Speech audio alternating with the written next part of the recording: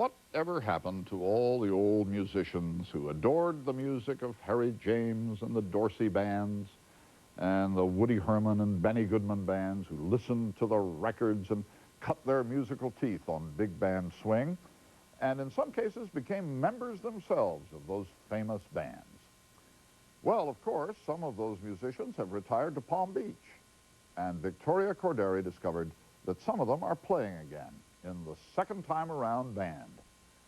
As we know, love is lovelier the second time around.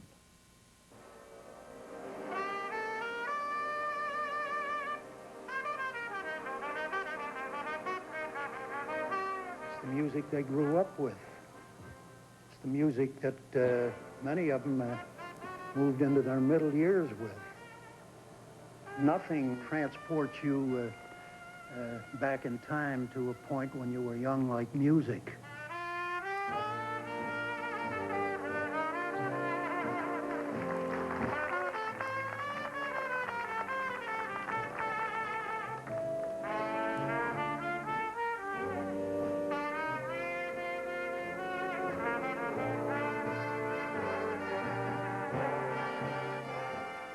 It's the second time around for these swing-era veterans. Another chance to relive a precious time of their lives. The fellows in this band and I have hit the retirement jackpot, really. Dar Inman is the band leader and one of the founders of the orchestra.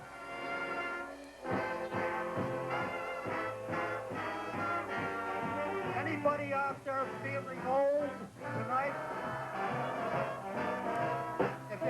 If you do, you've come to the right place. Because for the next 2 hours, we're going to make you forget your arthritis and your varicose veins, and we're going to live a short segment of 1939, okay?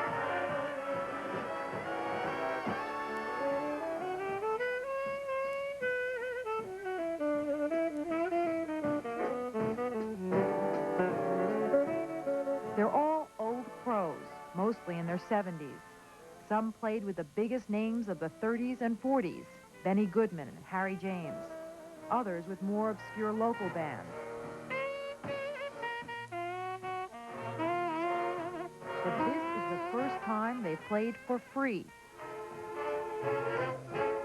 Mostly in parks and senior citizens developments. All for the sheer love of music.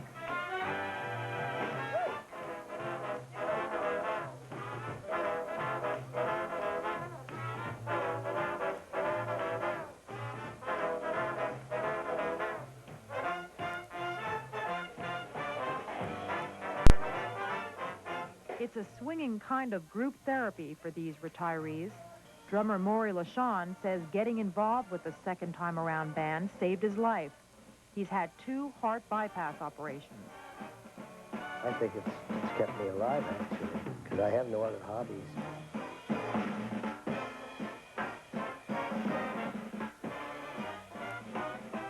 I've never done anything except music. And I moved down here. You know, you can't retire to retirement because that's devastating. And fellas like me that don't have something that they can sink their teeth in, after a while, you get into trouble.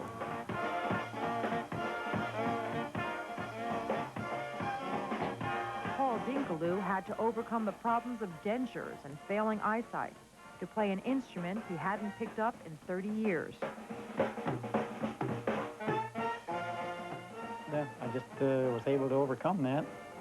Certain days, once in a while, you get up, you say, well, today I'm playing, and you just don't feel like you want to get out of the house, you know, to play, or you have a headache or a sinus or something or other.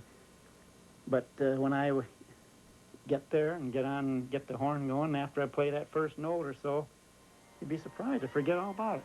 The headache's gone while I'm playing.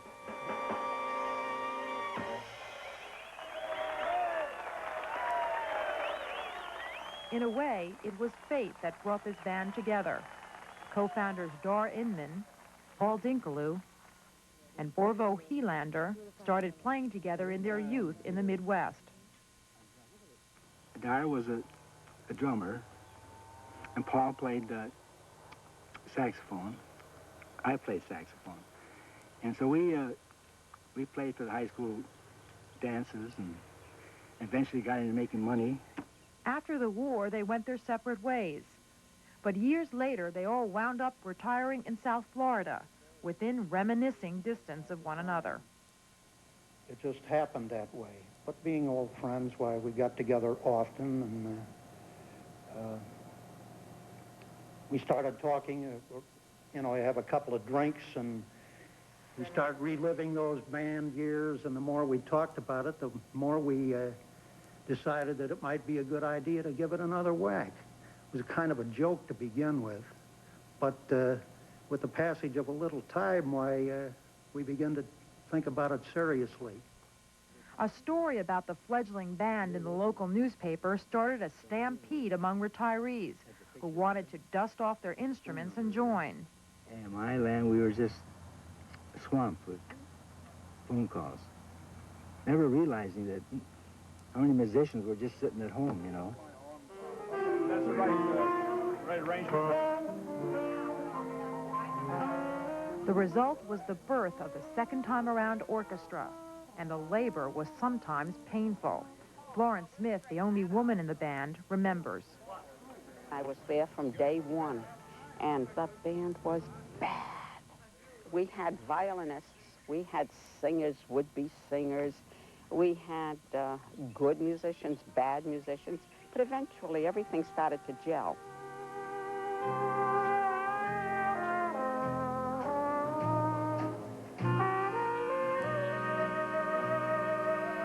But it's that occasional imperfection that makes these gigs perfect for some of the members. There's less pressure because in a big band and you're earning a living at it, you know, there's pressure all the time. Al Deal used to play with the Harry James and Vaughn Monroe orchestras. A band like this, if you happen to miss a note here and there, it's not a big deal. I mean, nobody crucifies you for, you know, you're not going to be fired, you know. But everybody tries to do their very best. And there's a lot of talent in this band.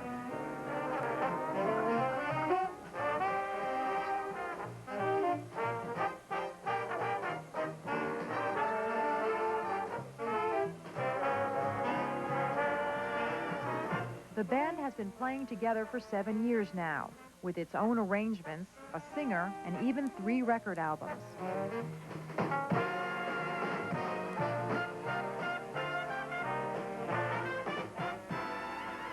But more important, they have a loyal following that remembers when, time and time again. Wherever they go, I go. I listen and I dance, and it keeps me young and full of life. I'm back where I started 16 years old. And that's how I feel. This band makes me feel that young. Young at heart, second time around.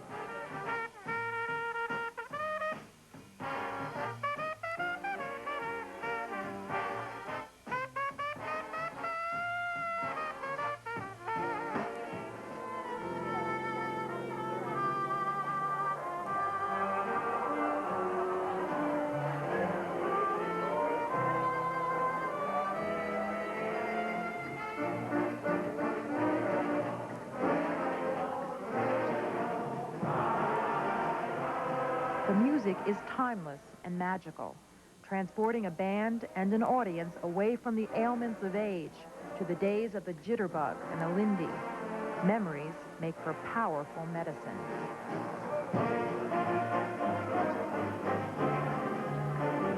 We're not just playing their music. We have a bond with these people. And it is a real bond. They know where we're coming from, and they know we all relive those wonderful big band years again. And believe me, they were wonderful.